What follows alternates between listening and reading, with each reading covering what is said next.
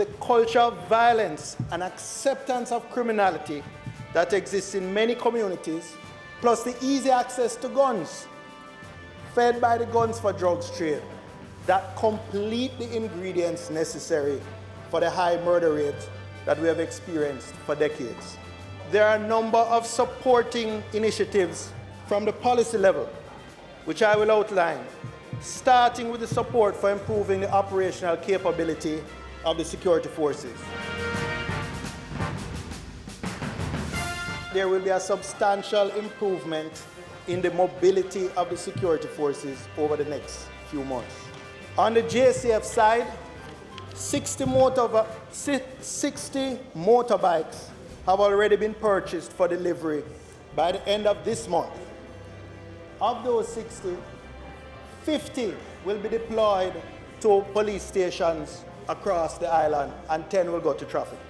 By the end of this month, we expect that orders will have been approved at the NCC for 45 patrol cars, 27 pickups, 4 trucks, and 3 buses.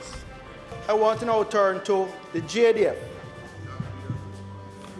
The delivery of new, what is called protected mobility vehicles, PMVs.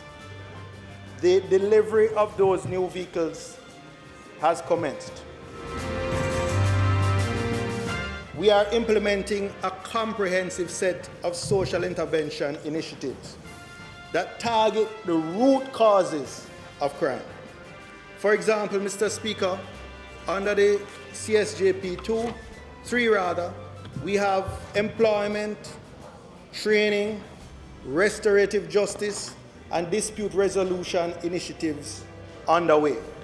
Through 1, strengthening the operational capabilities of the security forces.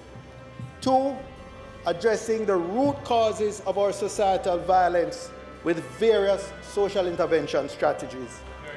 And 3, bringing important legislation to this House to support the investigation and prosecution of criminals.